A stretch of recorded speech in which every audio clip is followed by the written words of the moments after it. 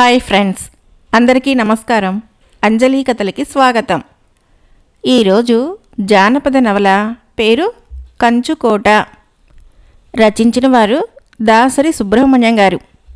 ఇది చందమామ మాసపత్రికలో వచ్చిన ధారావాహిక నవల. కథలోకి వెళ్దాం. మాహిష్మతి నగర రాజైన యశోవర్ధనుడు 60 ఏళ్ల కాలము అవిచ్ఛిన్నంగా రాజ్యపాలన చేసి వృద్ధుడైనాడు. 20 ఏళ్ల చిన్న వయసులో రాజ్యపాలనకు వచ్చిన అతడు స్వయంగా అనేక యుద్ధాలు చేసి రాజ్యపు ఎల్లలను ఎంతో విస్తరింపజేశాడు. అంత పెద్ద రాజ్యానికి అధినేత అయిన యశోవర్ధనుడికి వృద్ధాప్యంలో మనశ్శాంతి లేకుండా పోయింది. అందుకు కారణము అతని కుమారులు. యశోవర్ధనుడికి తపోవర్ధనుడు, గుణవర్ధనుడు అని 2 పుత్రులు. పెద్దవాడైన తపోవర్ధనుడు 25 ఏళ్ల వయసువాడు. అతడికి లోక వ్యవహారాల మీద ఏమాత్రమూ ఆసక్తి లేదు. అతడెప్పుడు తన కాలాన్ని ధర్మగ్రంథాలు పఠించడంలోనూ, వేదాంతులతోనూ, పండితులతోనూ ధర్మ సూక్ష్మాల గురించి చర్చించడంలోనూ గడిపేవాడు. చిన్నవాడైన గుణవర్ధనుడు 20 ఏళ్ల వయసువాడు. అతడిది ఇంకొక రకమైన తత్వం. అతడు కేవలం విలాసాల్లో కాలం గడుపుతూ ఉండేవాడు. అతడిలో ధర్మాధర్మ విచక్షణ అన్నదే లేదు. అసత్యవాదులు, దుండగులు, కపటులు అతడి ఆప్తమిత్రులు. యశోవర్ధనుడు తన శేష జీవితాన్ని ఏ ఆశ్రమంలోనో దైవధ్యానం చేసుకుంటూ గడపాలనుకుంటున్నాడు. తన రాజ్య పరిత్యాగం చేసే ముందు సమర్థుడైన వాడొకడు పరిపాలనా భారం వహించడము అవసరము. లేకపోతే దేశము అరాజకం పాలవుతుంది. ఐహిక విషయాల మీద ఏమాత్రమూ ఆసక్తి లేని తన పెద్ద కుమారుడు తన తర్వాత రాజు కావటము దేశానికి క్షేమం కాదు. ఇకపోతే చిన్నవాడు గుణవర్ధనుడు ఉన్నాడు. గుణవర్ధనుడి దుండగాలను గురించి యశోవర్ధనుడు విని ఉన్నాడు. స్వయంగా అతన్ని చాలాసార్లు మందలించడం కూడా జరిగింది. 20 ఏళ్ల వయసులో ఎవరైనా అలాగే ప్రవర్తిస్తారని కూడా యశోవర్ధనుడు అనుకున్నాడు. రాజ్యభారం నెత్తిన పెడితే అతడికి బాధ్యతలు తెలిసి రాగలవన్న నమ్మకం కలిగింది ఆయనకు. అయితే మంత్రి సామంతులతో కొందరితో ఈ విషయమే మాట్లాడినప్పుడు వారు గుణవర్ధనుడు రాజు కావటాన్ని వ్యతిరేకించారు. పెద్దవాడైన తపోవర్ధనుడు ఉండగా చిన్నవాడికి రాజరికం కట్టబెట్టడం ప్రజల్లో అశాంతిని రేకెత్తించగలదని వారు సంశయం వెలుబుచ్చారు. ధర్మచింత, గుణశీలాలు ఉన్న తపోవర్ధనుడు రాజు కావటము అందరికీ క్షేమం కాగలదని వారు సలహా ఇచ్చారు. ఈ సలహా యశోవర్ధనుడికి మనస్కరించలేదు. క్షాత్రధర్మంలో ఏమాత్రమూ ఆసక్తిని కనబరచని తన పెద్ద కుమారుడు రాజు కావటమంటే అతడు ఏ మంత్రి చేతి కీలుబొమ్మగానో ఉండవలసి వస్తుందని ఆయన భావించాడు. తను నెత్తురోడ్చి సంపాదించిన రాజ్యము తన వంశీకుల నుంచి పరాయి వాళ్ల హస్తగతమైతుందని కూడా భయపడ్డాడు. ఇలాంటి భయ సందేహాలతో కొంతకాలం మదనపడి యశోవర్ధనుడు చివరకు ఒక నిర్ణయానికి వచ్చాడు. అది తన రాజ్యంలోని సామంతులను, పెద్దలను ఒకచోట సమావేశపరచటమో, వారికి తన అభిప్రాయం తెలియపరిచి చిన్నవాడైన గుణవర్ధనుణ్ణి తన తర్వాత రాజుగా అంగీకరించవలసిందని కోరటము. ఇందుకుగాను కొన్నాళ్ల తర్వాత రాజ్యంలోని సామంతులు, పెద్దలు సభకు పిలువబడ్డారు. అందరూ సమావేశమైన తర్వాత యశోవర్ధనుడు వారికి తన అభిప్రాయం తెలియపరిచాడు. అంతేకాక గుణవర్ధనుడు తన తర్వాత పట్టాభిషిక్తుడు కావటానికి తన పెద్ద కుమారుడైన తపోవర్ధనుడు అభ్యంతరం చెప్పడని కూడా సామంతులకు హామీ ఇచ్చాడు. అవగుణాల పుట్ట అయిన గుణవర్ధనుడు రాజు కావటము సభలో ఎవరికీ ఇష్టం లేదు. అయినా ఆ మాట రాజుతో అనేందుకు ప్రతివారు జంకారు. అలాంటి సమయంలో వీరపుర సామంతుడైన సూర్యవర్మ ధైర్యంగా సభలో లేచి నిలబడి గుణవర్ధనుడి దుండగాలను గురించి చెప్పి అతడు రాజు కావటానికి తగడని తన అభిప్రాయం ప్రకటించాడు. సభలో హర్షధ్వానాలు చెలరేగినాయి. సూర్యవర్మ చెప్పిన దానిని బలపరుస్తూ చాలామంది సామంతులు మాట్లాడారు. కొందరు యశోవర్ధనుణ్ణి మరికొంతకాలం రాజ్యపాలనా భారం వహించవలసిందని, ఈ కాలంలో తపోవర్ధనుడికి రాజ్య వ్యవహారాల్లో ఆసక్తి కలిగించేందుకు ప్రయత్నించవలసిందని విన్నవించారు. యశోవర్ధనుడికి ఏమి చేసేందుకు పాలుపోలేదు. ఇందరు సామంతులను, పెద్దలను వ్యతిరేకించి తను చిన్న కొడుకును రాజుగా ప్రకటిస్తే దేశంలో అంతర్యుద్ధం తప్పదు. తన సామంతులందరిలో బలవంతుడు, పలుకుబడి కలవాడు అయిన సూర్యవర్మ ఇలాంటి తిరుగుబాటుకు తప్పక నాయకత్వం వహిస్తాడు. ప్రస్తుతానికి దేశంలో శాంతి కాపాడాలంటే తను రాజ్య పరిత్యాగం చేసే ప్రయత్నము విరమించుకున్నట్లు ప్రకటించడం ఒక్కటే మంచి మార్గంగా ఆయనకు తోచింది. ఆయన అలాగే చేశాడు. సభికుల్లో ఆనందోత్సాహాలు వెల్లివిరిసినాయి. సభ చాలించిన తర్వాత యశోవర్ధనుడు తన మంత్రిని వెంట పెట్టుకుని నేరుగా ఉద్యానవనానికి వెళ్ళాడు. అక్కడ మంత్రిని సంప్రదించగా అతడు సూర్యవర్మతో ఏకాంతంగా మాట్లాడటం మంచిదని యశోవర్ధనుడికి సలహా ఇచ్చాడు. సామంతుల్లో బలవంతుడైన అతన్ని తమ పక్షం చేసుకుంటే అంతా చక్కబడగలదని మంత్రి అభిప్రాయపడ్డాడు. సూర్యవర్మ ఉద్యానవనానికి పిలిపించబడ్డాడు. యశోవర్ధనుడు సగౌరవంగా అతడిని తన పక్కన కూర్చునేందుకు చోటు చూపి, వర్మ, నీవు ఈనాటి సభలో నిర్భయంగా వెలువరించిన అభిప్రాయంతో నేను ఏకీభవించలేకపోయినా నీ ధైర్యాన్ని మెచ్చుకుంటున్నాను. వీరపుర సామంతులెప్పుడూ ప్రభుభక్తి పరాయణులని నాకు తెలుసు. గుణవర్ధనుడు ఇంకా చిన్నవాడు. నీ బోటి అనుభవజ్ఞుల అండదండలు, సహాయ సహకారాలు ఉంటే అతడు చక్కని పరిపాలకుడు కాగలడని నా అభిప్రాయము అన్నాడు. మహారాజా, ధర్మాలు తెలిసినవాడు, సాధుశీలుడు అయిన యువరాజు తపోవర్ధనుడు ఉండగా మీరు రాజ్యాన్ని మరెవరికో కట్టబెట్ట చూడటం ప్రజల దృష్టిలో న్యాయం అనిపించుకోదు అన్నాడు సూర్యవర్మ. తపోవర్ధనుడు లౌకిక వ్యవహారాల్లో ఆసక్తి ఉన్నవాడు కాదు. అలాంటి వాడి వల్ల రాజ్యం అరాజకం పాలవుతుంది అన్నాడు యశోవర్ధనుడు. అతడికి లౌకిక విషయాల్లో ఆసక్తి కలిగించడం ఏమంత కష్టం కాదు. జ్యేష్ఠుడుగా అతడు నిర్వహించవలసిన బాధ్యతలను గుర్తు చేస్తే అతడు తప్పక రాజ్యభారం వహించగలడు అన్నాడు సూర్యవర్మ. యశోవర్ధనుడు తన మంత్రికేసి సాభిప్రాయంగా చూశాడు. మంత్రి సూర్యవర్మ చెప్పిన దానికి అవునన్నట్టు తల ఊపాడు. అలా అయితే తపోవర్ధనుణ్ణి 1 సంవత్సరం పాటు నీ సంరక్షణలో ఉంచుతాను. ఈ కాలంలో అతడికి లౌకిక వ్యవహారాల్లో ఆసక్తి కలిగించి రాజార్హమైన విద్యాబుద్ధులు నేర్పించగలవా అని అడిగాడు యశోవర్ధనుడు. సూర్యవర్మ అందుకు అంగీకరించాడు. ముందుగా తను వీరపురం వెళ్ళి అక్కడ పరిపాలనా వ్యవహారాలని తన కుమారుడు చంద్రవర్మకు ఒప్పజెప్పి కొద్ది రోజుల్లోనే రాజధానికి తిరిగి రాగలను అన్నాడు. ఇందుకు యశోవర్ధనుడు సరేనన్నాడు. సూర్యవర్మ యశోవర్ధనుడి దగ్గర సెలవు తీసుకొని తన విడిదికి వెళ్ళాడు. ఆ రోజు సాయంకాలమే బయలుదేరి వీరపురం వెళ్లేందుకు సన్నాహాలు ప్రారంభించాడు. సూర్యవర్మ ఈ విధంగా తిరుగు ప్రయాణానికి సన్నాహాలు చేసుకుంటూ ఉండగా అతన్ని దారిలో పొంచి ఉండి హత్య చేసేందుకు మరొక ప్రదేశంలో ఏర్పాట్లు జరుగుతున్నాయి. దీనికి నాయకుడు సర్పకేతుడు అనే ఒక సామంతుడు. అతడి రాజ్యము వీరపురం ఎల్లలలోనే ఉన్నది. ఎలా అయినా తన వీరపురాన్ని చేజెక్కించుకోవాలని అతడు ఎంతో కాలంగానో వ్యూహాలు పన్నుతున్నాడు. కానీ సాధ్యం కాలేదు.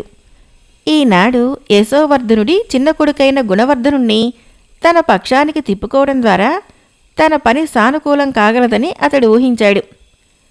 తండ్రి తర్వాత తను రాజు కావటానికి వ్యతిరేకించినవాడు వీరపుర సామంతుడైన సూర్యవర్మ అని తెలిసినప్పుడు గుణవర్ధనుడు నిలువెల్లా దహించుకుపోయాడు. అతడి అండ చూసుకునే తతిమ్మ సామంతులు కూడా తనకు వ్యతిరేకులయ్యారని అతడు భావించాడు. కానీ సూర్యవర్మను తను ఒంటరిగా ఎదిరించలేడు. తన వెంట తిరిగే మిత్రుల్లో ఎవరూ కూడా అంత ధైర్య సాహసాలు కలవాళ్ళు లేరు. గుణవర్ధనుడు సూర్యవర్మ మీద పగ తీర్చుకోవడం ఎలానా అని ఆలోచిస్తున్న సమయంలో సర్పకేతుడు అతన్ని చూడవచ్చాడు. ఇద్దరూ ఒకరి మనోభావాలని మరొకరు తెలుసుకున్నారు. కొద్దిమంది అంగరక్షకులతో వీరపురం పోతున్న సూర్యవర్మని కొండలలో హఠాత్తుగా ఎదిరించి చంపడం చాలా తేలిక అని సర్పకేతుడు చెప్పాడు. అందుకు అవసరమైన బలగము తన వెంట ఉన్నదన్నాడు. మీరు ఈ పని విజయవంతంగా నెరవేర్చగలిగితే ఏదో ఒకనాడు మీరు కోరిన సహాయం చేస్తాను. బలవంతుడైన సూర్యవర్మ ఆటంకం లేనినాడు నేను రాజు కావటం నిజం అన్నాడు గుణవర్ధనుడు. అందులో సందేహం లేదు. అలా జరుగుతుందని ముందుగా ఊహించే నేను సూర్యవర్మ సంస్థానాన్ని ఆక్రమించుకునేందుకు అవసరమైన వ్యూహం ఆలోచించి ఉంచాను. అతడి మరణ వార్త తెలియగానే నా సైన్యము ఆ సంస్థానం మీద పడి ఆక్రమించుకుంటుంది. అందుకు సూర్యవర్మ కొడుకు చంద్రవర్మ పెద్ద ఆటంకం కాదు. నా సైన్యమంతా మామూలు పౌరులు ధరించే ఉడుపులు ధరించి వీరపురం కోటను ఆక్రమించుకుంటారు. యశోవర్ధన మహారాజుకు అది క్రూరుడైన సామంతుడి మీద సంస్థాన ప్రజలు చేసిన తిరుగుబాటుగా కనిపించేటట్లు చూడాలి అన్నాడు సర్పకేతుడు. అందుకు అవసరమైన సహాయం నేను చేస్తాను. సూర్యవర్మ ప్రజాకంటకుడని మా తండ్రి గారితో సమయం చూసుకొని చెబుతాను. అతడి హత్య వీరపుర సంస్థాన సరిహద్దుల్లోనే జరగటం దీన్ని బాగా బలపరుస్తుంది. తతిమా ఏర్పాట్లు మీరు చేసుకోండి అన్నాడు గుణవర్ధనుడు. గుణవర్ధనుడి మాటలు సర్పకేతుడికి చాలా ఉత్సాహాన్ని కలిగించాయి. బలవంతుడైన సూర్యవర్మ ఆటంకం తొలగిన నాడు గుణవర్ధుణ్ణి మాహిష్మతి నగరరాజును చేయటం ఏమంత కష్టం కాదని అతడికి తోచింది. సూర్యవర్మను హత్య చేసిన తరువాత తను వీరపుర సంస్థానాన్ని తన సంస్థానంలో కలుపుకోవటమే కాక మాహిష్మతి రాజాస్థానంలో కూడా గొప్ప పలుకుబడిని సంపాదించుకోవచ్చుననుకున్నాడు. ఈ విధంగా సూర్యవర్మను హత్య చేసేందుకు కుట్ర పన్నిన సర్పకేతుడు హడావుడిగా రాజధాని నగరం వదిలి తన అనుచరులతో వీరపుర సంస్థాన సరిహద్దులలో పొంచి ఉండి సూర్యవర్మ రాక కోసము ఎదురుచూడసాగాడు. సూర్యవర్మకి తన మీద జరుగుతున్న కుట్ర విషయం ఏమీ తెలియదు. అతడు కొద్దిమంది అనుచరులతో సేవకులతో కలిసి ఆ సాయంకాలమే తన సంస్థానానికి బయలుదేరాడు. మధ్యదారిలో ఆ రాత్రికి ఒకచోట మజిలీ చేసి సూర్యోదయం కాగానే మళ్ళీ ప్రయాణం సాగించాడు. ఆనాటి సూర్యాస్తమయ సమయానికి సూర్యవర్మ తన సంస్థాన సరిహద్దులను చేరాడు. ఆ ప్రాంతమంతా కొండలు చిట్టడుగుల మయం. ఏ ప్రమాదాన్ని శంకించని సూర్యవర్మ తన గుర్రాన్ని ముందుకు నడుపుతూ తను యువరాజు విషయంలో స్వీకరించనున్న కొత్త బాధ్యతలను గురించి ఆలోచిస్తున్నాడు. హఠాత్తుగా కొండగుట్టలలో చిన్న కలకలం బయలుదేరింది. సూర్యవర్మ ఆ ధ్వని వింటూనే గుర్రాన్ని ఆపి వెనుదిరిగి తన అనుచరులకేసి చూసేటంతటిలో రాళ్ల వెనక నుంచి చెట్ల వెనక నుంచి సామాన్య పౌరులు దుస్తులు ధరించి ఉన్న అనేక మంది సాయుధులైన రౌతులు భీకరంగా అరుస్తూ వాళ్ల మీద పడ్డారు. సూర్యవర్మ రెప్పపాటు కాలంలో వర నుంచి కత్తి దూసి శత్రువులను ఎదుర్కొన్నాడు.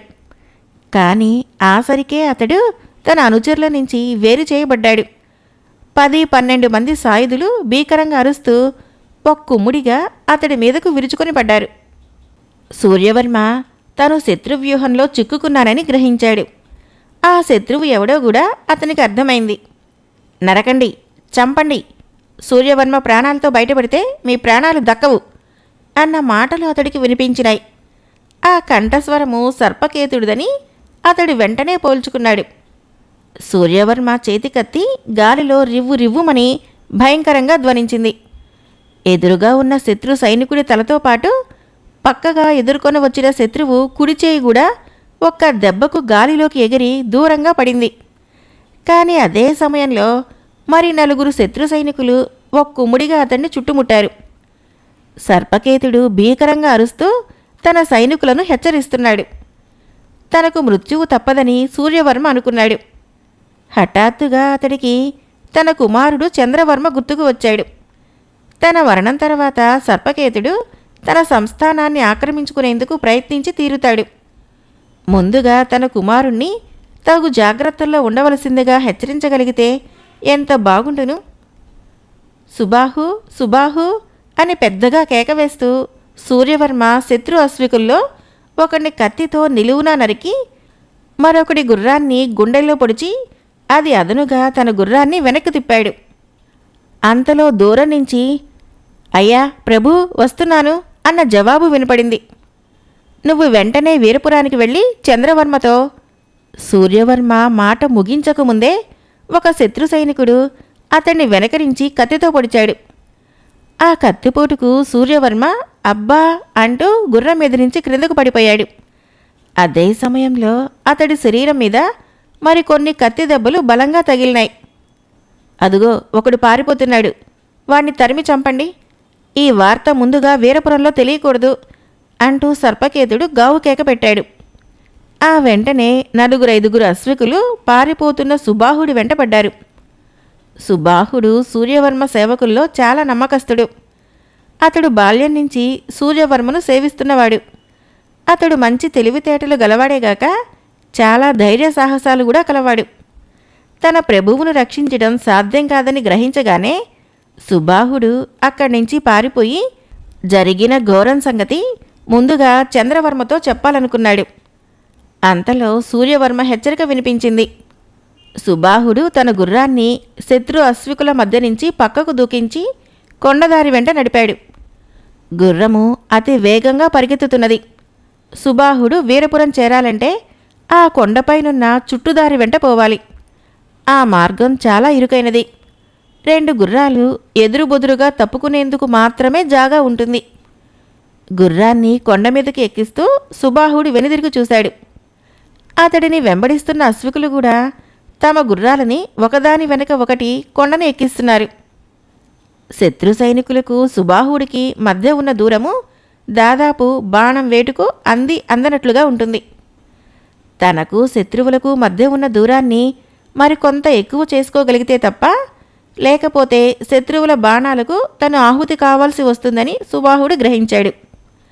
అతడలా ఊహిస్తున్నంతలో రివ్వుమంటూ ఒక బాణం వచ్చి అతడికి 10-12 గజాల వెనుకగా ఠక్కుమంటూ ఒక కొండరాయికి బలంగా తగిలి 2గా విరిగి కింద పడిపోయింది.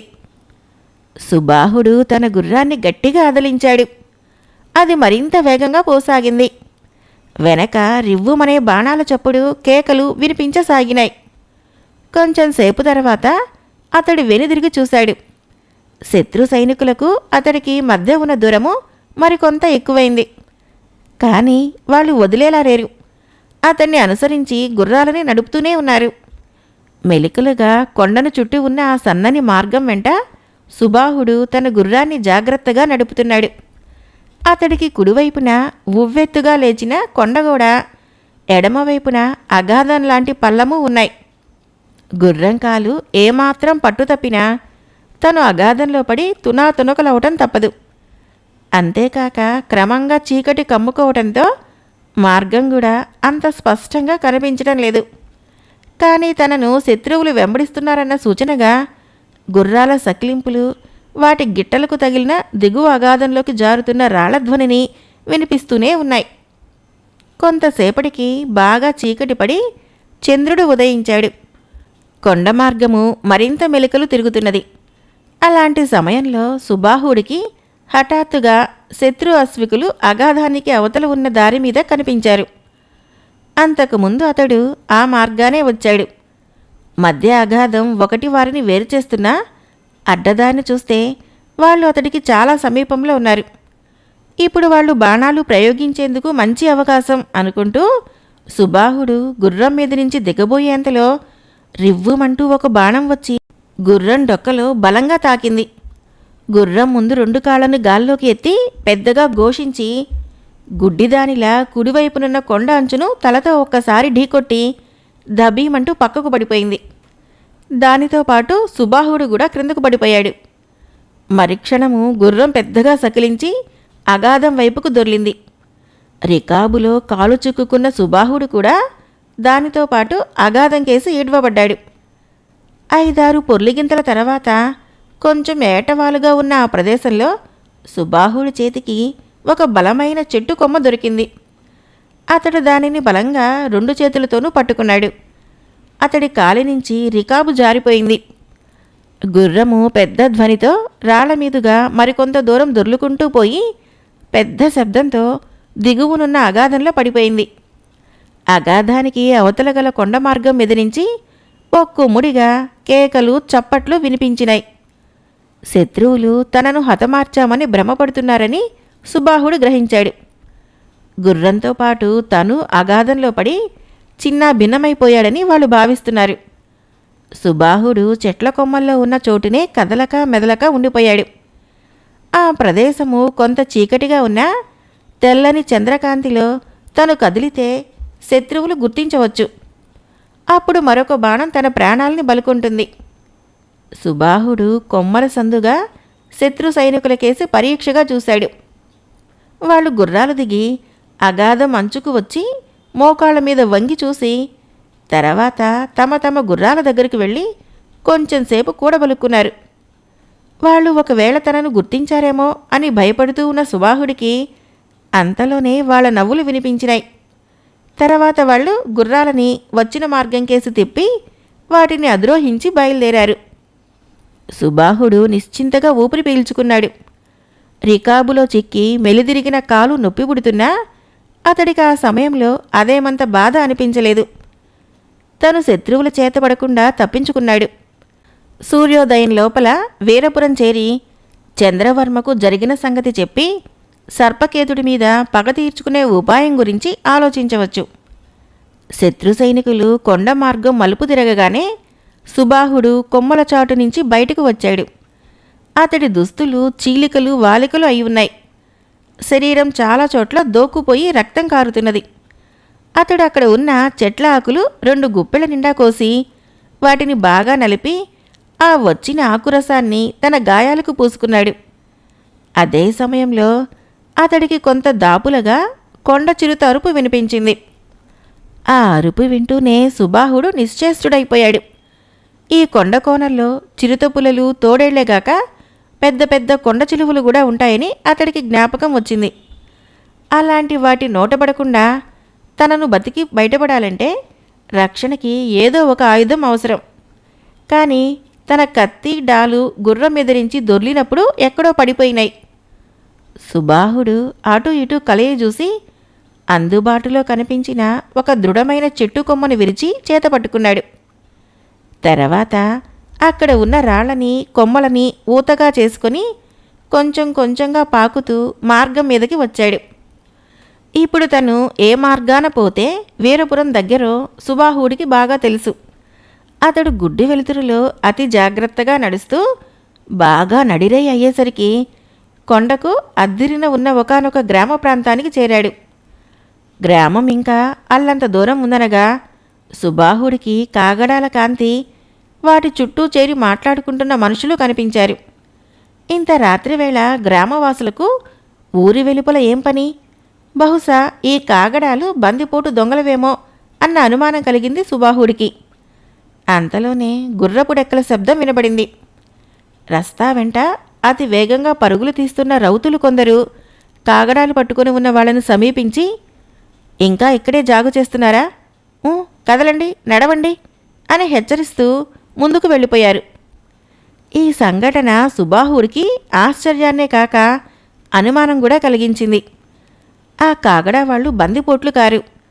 గుర్రపు రౌతులు ధరించిన దుస్తులు తీరు చూస్తే వాళ్ళు సైనికులుగా కనిపిస్తున్నారు. అయితే వాళ్ళు వీరపుర సైనికులా లేక సర్పకేతుడి సైనికులా? కాగడాల చుట్టూ చేరిన జనము కదిలి వెళ్ళవలసిన ప్రాంతం ఏదై ఉంటుంది? ఇలాంటి ప్రశ్నలకు సమాధానాలు రాబట్టాలంటే తను ఆ కాగడాలున్న చోటుకి వెళ్ళటం ఒక్కటే మార్గమని సుబాహుడు నిర్ణయించుకున్నాడు. ఒకచోట వాళ్ళు వీరపురం పౌరులే అయితే వాళ్ళ నుంచి తను ఒక గుర్రాన్ని ఎరువు తీసుకొని త్వరగానే వీరపురం చేరుకోవచ్చు. అలా కాకపోతే శత్రువులైతే సుబాహుడు తన దుస్తులకేసి పరీక్షగా చూసుకున్నాడు. ఈ చింకి దుస్తుల్లో తను ఫలానా అని ఎవరూ గుర్తించలేరన్న ధైర్యము అతడికి కలిగింది. అతడు ముందుకు నడిచి కాగడా వాళ్ళను సమీపించాడు. సుబాహుడు దాపులకు వచ్చే లోపలే కాగడాల చుట్టూ చేరిన వాళ్లలో ఒకడు పెద్దగా గొంతెత్తి, అడుగో ఎవడో బిచ్చగాడు వస్తున్నట్లున్నది. ఒరే తిరిపాం, నువ్వు ఇక అడుక్కుని తిననవసరం లేదు. తెల్లవారే లోపల మేము వీరపురాన్ని కొల్లగొట్టబోతున్నాం. మా వెంట వస్తివా? నీకు కూడా అటూ ఇటూ 14 తరాలకు సరిపడా సొమ్ము దొరుకుతుంది. ఏమంటావు, వస్తావా అన్నాడు. సుబాహుడు నిర్వీణుడై అంతలోనే తేరుకొని, అవుందరా, నేను మీ వెంట వీరపురం వస్తాను. నాకు సొమ్మేమీ అవసరం లేదు. బొక్కటానికి ఇంత బొవ్వ దొరికితే చాలు అన్నాడు. అవతలివాడు ఏదో అనబోయేటంతటిలో కొందరు రౌతులు వేగంగా అటు వస్తూ సర్పకేతరాజుకు జై అంటూ అరిచి, మీలో ఎవరైనా వీరపురం వాళ్ళున్నారేమో ఇప్పుడే చూసుకోండి, తర్వాత ఏడ్చి లాభం లేదు అన్నారు. జనంలో ఒకడు సుబాహుణ్ణి వాళ్లకు చూపుతూ, ఇక్కడ ఉన్నవాడమంతా ఒకరినొకరు ఎరుగున్న వాళ్ళమే. వీడెవడో కొత్తవాడు, బిచ్చగాడిలా ఉన్నాడు, ఇప్పుడే ఇక్కడికి వచ్చాడు అన్నాడు. రౌతులు హే అంటూ సుబాహుడికేసి తమ గుర్రాలని వేగంగా దూకించారు. కంచుకోట జానపద నవల మొదటి భాగం సమాప్తం. ఫ్రెండ్స్, నా కథలు నచ్చినట్లయితే మన ఛానల్ని తప్పకుండా సబ్స్క్రైబ్ చేయండి, లైక్ చేయండి, షేర్ చేయండి, కామెంట్ చేయండి. Thank you.